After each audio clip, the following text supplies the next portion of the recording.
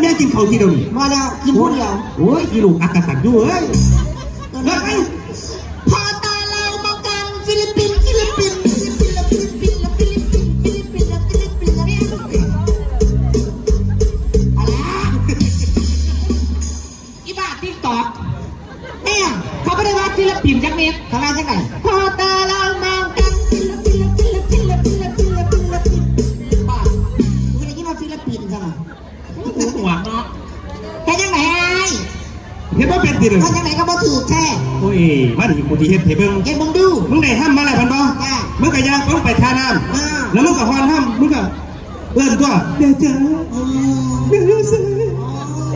เดี๋ยวพังแม่กินเลยเดี๋ยวยุ่งกันเดี๋ยวไม่ได้แม่เจอโอ้ไปยังคือแทมาเล่นก็จะเป็นผ้าเฮ็ดคืออะไรกันแม่เจ้าแม่ของเอื้อยคือน่ะมันนี่ก็เอาเมื่อยแม่แล้วแม่ไปใส่น้องจ้าคือบอกมาหาเลยน้องมันนี่ก็สวยแล้วลาผู้หญิงนี่ล่ะจ้าซื้อยังกว่าโตเอื้อยแม่มึงตีกูเกิดก่อนมึงกูต้องเป็นยายซื้อกูเมียโอ้ซื้อได้ต่อละครซื้อเอ้ยคือจังซีจังไหนคือบางเรียกเย็นเป็นตลาดรถไฟไปได้ป่ามา2ตัวมีเมียตัวจักตัวเวลากินน้ำขาดมานี่ขาดตะกอนอย่างมึงขาแม่กูแม่ตัวบ่นี่แม่กูแล้วก็ต้องตายกินยุก็ดีในยุกูท่านตายหนีตัวไหนเอาเรานอกน้ำก่อนอันนี้ผัวใหม่แล้วโอ้ยตายมาได้ยังหีเชี่ยวของเขาอยู่ในหัวในเราขอบคุณนะคะแต่ว่าเมียตุนเอาตายแล้วโอ้แล้วก็ตายจ้ะนี่ฮะบ้าง2 มือเพราะมีสายชาร์จแบตค่ะซื้อทำไมได้ดิ้นนี่อันนั้นเราน้ำมันสั่นคือมันบอดี้ขอบคุณอะไรนะคะเด้อ160เอาไปมันเอาไปซื้อมาแม่นดิเอาเมค่าเนาะจ้างเหมือนกันแต่เขาได้เมียไปขึ้นแล้วขอบคุณนะคะ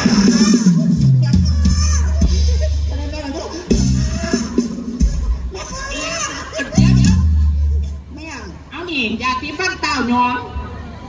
เอาไม่ยังสีในแถวปากเหม็นโอ้ยบอกอย่างไม่ยังขยายคนซื้อไม่รอดมันสิเบิดแล้วเอามีจำนวนจำกัดพระเจ้าผลิตอ๋อเพิ่งกำลังปรับปรุงสูตรใหม่จริงตอนนี้แม่บ้านเต้าว่าก็บ่ได้ไม่ยังก็ว่าบ่ได้อย่าที่ฟันกัดปากไปเอาไปปากเขาจะมาพ่วงเหมือนกันนี่เอาลูกมันชี้มาเด้ออย่าที่ฟัน260ปลา160กระดาษเช็ดชู20ว่ากัน490มันหมดจังไหนล่ะอ้าวมาไปยังมาตักแมวขันขึ้นมาและในขณะที่นางเอ๋ยกำลังรำพึ่งน้ำพันกับแบกอยู่นั้นก็ได้มีเจ้าชายต่างบ้านต่างเมืองเดินทางมาพอดีนามว่าองค์ชายพรหมทัตองค์ชายผู้มีสิริโฉมดุจการลูกหล่อเหลือเกินอกผายไหลพึงผมดกปกไหลเดินตามไม่เห็นนางเอ๋ยจึงเกิดความรักความหลงไหลจึงเข้าไปจ้องนางเอ๋ยไกล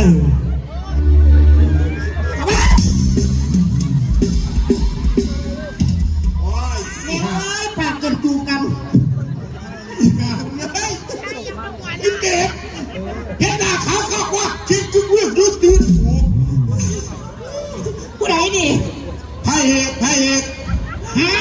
พระเอกโอ้ยมันคือพระเอกไม่ยังเงินหัวล้านปานี่มันต้องเป็นพระทรงวะพระเอกนี่เอาบัตรภาคคือว่าผมดงโปกไหลบอกความเลยกันเนี่ยภาคจังไหนบุ๊อุ้ยพระเอกว่าตรงโปกก็นี่ไปเลยเน้นรถขับรถขับบานรถไปเล่นเลี้ยงไม่ใช่ที่เล่นเรื่องไหนดูดิเท่าหัวโอกมันไม่มีหรอกมีท่านเรื่องเท่าหัวโอกอะมีนี่หมอสมที่สุดเลยนี่แม่บอกไปเข้าบดเข้าบานกันเร็วอย่าสูบเอาไปวิ่งอย่าสูบมันเป็นหยังดูดิขี้เดียดใช่กูเป็นนักเอกกับเพจผู้ให้มาคูกูครับบนดูถ้าผู้ให้ต้องหัวล้านทั้งเท่ามันผิดเมียมึงจีแต่ถ้าคู่เท่าไปขาพ่อมึงถิ่มพ่อมึงเท่าก็คุยอีกโอ้อีเหี้ย พระเอกมาปากกัดแท้ ดามาเชิญเด็ก ไปขบวนขวัญเลย โธ่ เมียอ่ะ เอาสิลำพึ่งลำพันแหม่ ขอโทษรับเพื่อนรับบ้าน เออ เอาหรอ เขาต้องโทษก่อน โอ้โทษ โธ่ แม่ผู้หญิงจะนอนกับ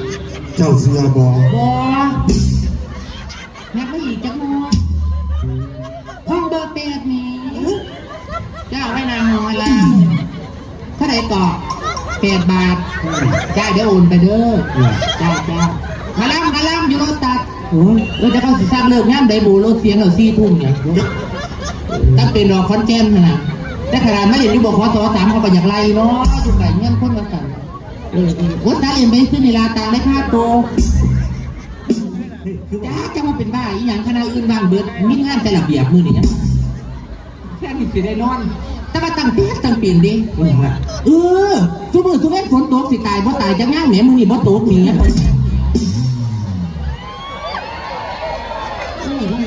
เอาสลายเฮ็ดงานเอาเงินพันก่อนบ่มีอารมณ์บ่ได้ดอกความกูนอนอยู่โรงพยาบาลกูเลย ไม่หยังดูนี่ไม่หยัง โอ้ยแฟกมาส่งของค่ะ เว้ย สั่งยัง8 บาทไม่จิ้มเขียว ไม่ใช่มากินหีแม่มึงอีก เอาเรื่องยังกับกูบะเดียว เขาเอาวัดเขาบานที่ไหนชัดจะมาที เอากระเรียนไปทำเองไม่ได้นั่งติ่งปากตัวไว้ได้หรอ เสียงคนละพ้องอยู่ไหม โธ่ ถ้วยก็บอก บางหันมาท่านสูง มันได้เงินเดือนอะไรบอกมาโทษดูสิ บางหันโท่ยิ่งเปรต เวลาจะถือว่าอยู่พระเอกแม่กันดอก เปลี่ยนมาใดพื้นเตี้ยแต่ว่า เปรตมาทุกทาง เปียกแค่ อ้าวโฮมซีกูว่าครับวันนี้ โธ่เจ้าเสือบอผู้ยิ่งในอุดมคติของเราเกิดมาเนี่ยเราบ่เคยเอากับคนเลย ก็ออกก็ไทยสินะ หมา ก็ เอาพออยู่นี่เขาจะได้กินต้อหมาทีนี่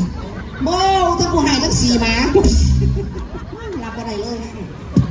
เพียงพอพาผิวเผิน ไม่อย่างนี้ ว้ายกูจะว่าก่อนเนี่ย ก่อนเนี่ย ว่าก่อนจีบนั่งอีก ก่อนก่อน มาดู มึงจะสอนอะไรกูหากูลืม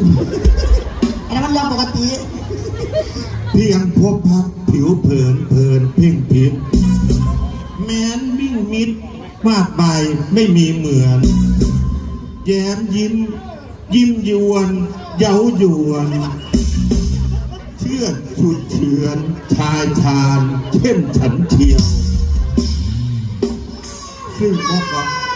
ไม่เนี่ย ก่อนจีบสาวจะเลยเงินใบเพียงเทียบที่ โอ้ยเขาบอกว่าเป็นบทเป็นบาทตั้งที่ละเป็นวักตั้งที่ ให้อยู่ลงได้อยู่ เป็นวัดเป็นอะไรจังหวัดสัมพันธ์เถอะรักแรกลินไหลหลงลงล้นเหลือนึกแนบเนื้อนวลนั้น แนบหนังเหนียว กับจิตกับใจ หิวไข่เจียว เนี่ย มีข้าวเหนียวนิดหน่อย อร่อยเอ้ย สักกล่องไหมคะ เนี่ยข้าวไข่เจียวค่ะ โอ้ยมือกับสินี่ขายสุยางสุแนวนี่นี่ก็ได้ ไม่ค่ะเนาะโอ้ยไม่เขาถาม4กับเสด็จปาดหีขายอยู่ ไม่ได้เจอกับกูว่าก่อน เขาว่าก่อนพี่น่ะรักเธอตั้งแต่แรกคือ ใจสิขาดด้วยกูเอ้ย เจ้าเชื่อบอกเขานี่บ่มีอย่างฝากเธอนอกจากทำบ่ลงวงนี้จะมันท่าอะไร แหวนเพชร ขอนิ้วนะ ขอนิ้วอ่ะ เอานิ้วยังมาปุ่มแท้ว้ายนิ้วมือแม่ กระบอกว่านิ้วมือ โอ้ย อ่ะ โอ้นิ้วมือกับนิ้วตีนกับพ่อๆกันสวมนิ้วใด นิ้วแรง บ่เคยมันจีดูดิ